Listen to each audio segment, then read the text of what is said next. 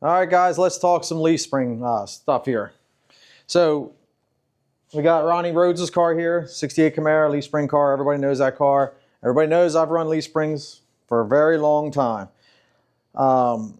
Let's kind of just go over the parts that we have found to use on these cars. I've been very successful with and have held up is like one of the bigger things.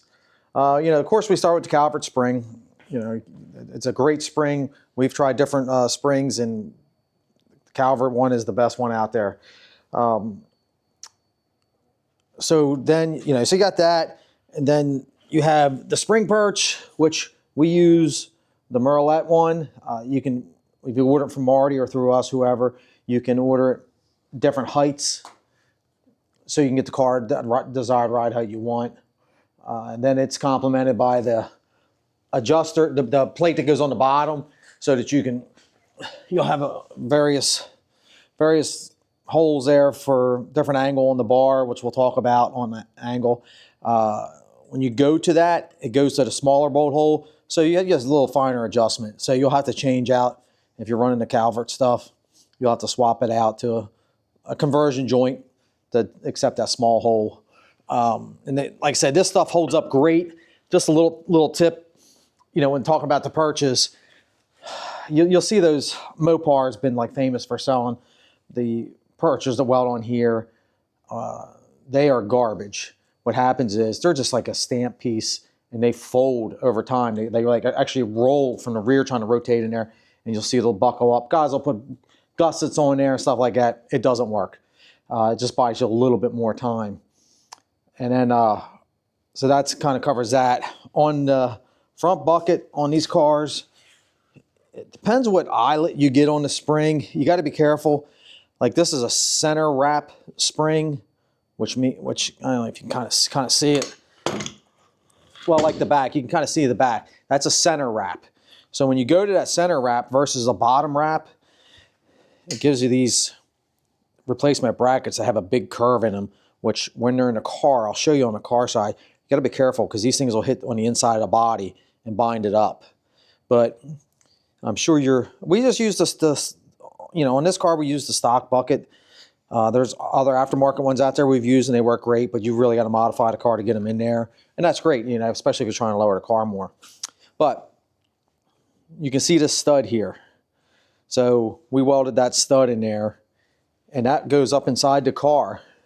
So you'll actually put it up inside the car, and then we have a hole inside the car with a plate on top. Because anybody that's familiar with these, especially these first-gen Camaros, it just held in with the factory 3 clips with these 3/8 bolts in there. I mean, they're just a stamped clip, and you'll rip them things right out of there. So this here, we still use the clips in there, but the 3 bolts holds it up in there. But then when you tighten that up, actually we put like I said, an 1/8 inch plate on the top side, like 3x3 or 4x4 1/8 inch plate up top of there. If you can, tack it in there. Not the end of the world if you don't, but we like to put some tacks on it. But man, when you start tightening that stud up, you'll start hearing all that floor squish together and pull together. And man, once I did that on my car, these bolts never came loose, never an issue. And if you can kind of see up in here, like from the factory, they have there's like a raised part. Where is it at? Or maybe it's over here. But there's a raised part where that bracket, like I was saying, goes up and hits on the center eyelet spring. So you got to really pay attention. A lot of guys will just bolt that right up in there and not even realize it. And the next thing you know, everything's all bound up and stuff like that. So definitely something to look at. So once you have the spring in there and all that, as far as what we use is, obviously, everybody knows we use, sand tough stuff. So you got to have a good quality shock. Good quality shock, hands down. And then, in the higher horsepower, a little bit heavier cars, we'll actually make these out of bigger, I think these are what, 1 3/8? 1.5 inches? Okay. Yeah, we'll make them out of 1.5 inches because I think the factory ones are 1.25 inches, if I remember right. Sometimes we'll make out of titanium to make them a little bit lighter or whatever. Talk about how free these things are. Well, then just before we go to that, like we got like on Ronnie's car, we run the TRZ big tube anti-roll bar. And this car has been, how fast, 60 foot? 105, which is good, you know, in ultra street competition. So you know, you get all the right pieces and getting it in there. You know, it's a lot of common sense, but you know, you put this stuff together, and you know, you just got to make sure everything works nice and free. You know, there's no real science to it, but you got to make sure everything works nice and free. And then after you bolt it up in there, get everything all tight. You know, you still got to make sure it's free in case something gets bound up when you tighten it up.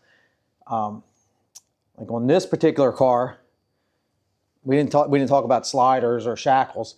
This particular car actually still runs a shackle. Only reason being is the car works so good, we just never changed it. So it just goes to show you that, you know, you don't have to have the latest and greatest. Now I'm not gonna knock sliders, but it's hard to beat when you got a car right here that'll go 105, 106, 60 consistently on shackles. You know, as far as sliders go, I like the 15-degree slider from Funkhauser. That's a nice in-between. Some of them are flat. Some of them have a lot of drop to them. But if I was to put sliders on, I'd do the 15-degree. And as far as, so you get everything bolted up in there. Bar angle. You know, we've played with that. And that basically, that's a mechanical leverage on how much you get the car to separate in the back. More angle you put in it, the more it's going to try and separate. And then you use the shock to control the rate of separation.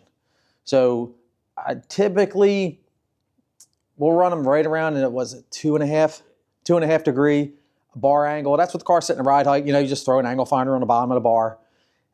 You know, 2 to 2.5. Again, the more you put in it, the more it's going to try and separate.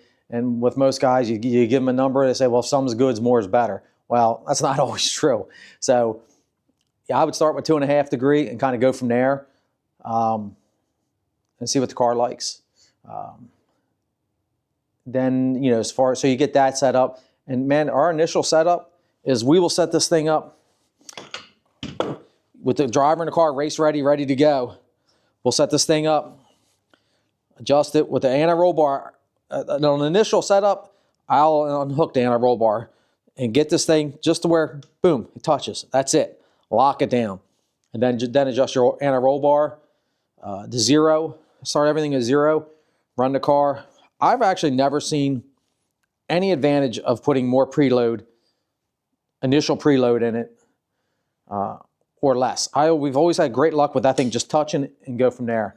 Now, if the car pulls left, well, then you'll put a little bit of preload in the left side.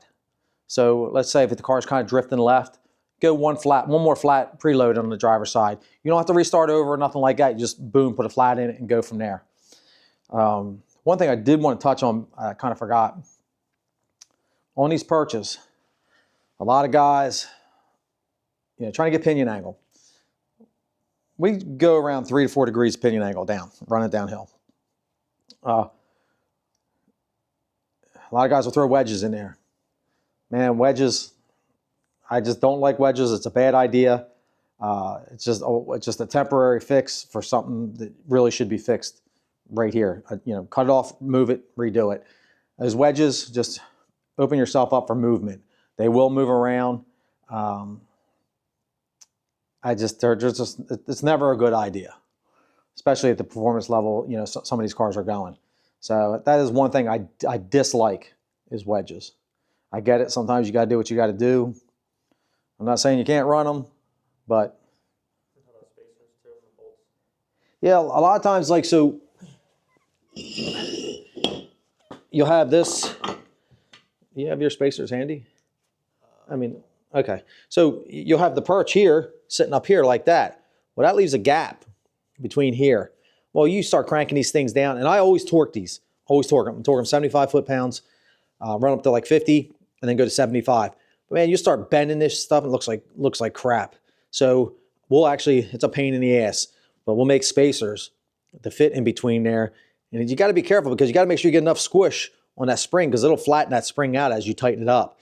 So what I usually do is I'll run them up about 50 pounds, you know, torque them up to 50, then measure all 4 corners and kind of just come up with an average and make it just a little bit on the short side, and then put them in there and run them up and torque them down. And it just makes everything more stable and just more of a unit, if you will. I guess that's it. Hopefully I shed some light for you guys on the mysteries of leaf springs, but there's not too much mysteries to them, honestly, guys. Just kind of keep it simple. Make sure everything works free, like the shackles and the sliders. Got to make sure that stuff moves freely. And the other thing is, like, especially if you run the car a lot, man, all that grease that you put on all that stuff to make it work smooth attracts dirt. So, you know, once a year, you really should tear the stuff apart, clean all the rocks off of it and sand and all that crap. So that's about it. Good luck with it, guys. And thanks for watching, and hit the subscribe button.